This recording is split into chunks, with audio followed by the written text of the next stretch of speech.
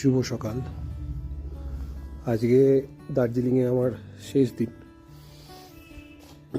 সামনে যখন এরকম একটা পাহাড় থাকে না, এত সুন্দর আবহাওয়া, তখন আমি একটা জিনিস করি স্পেশালি। সেটা হচ্ছে এরকম একটা সুন্দর ভ্যালির সামনে দাঁড়িয়ে ব্যাস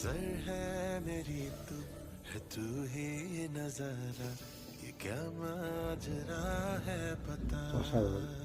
যখন এই এয়ারটাকে নিচ্ছি, এগুলো জাস্ট ঠান্ডা হয়ে যাচ্ছে, অসাধারণ এক্সপিরিয়েন্স। তো আপনারাও পাহাড়ে আসুন আর পাহাড়ের এই স্নিগ্ধ পরিবেশে মনোরম শোভাটা উপভোগ করুন।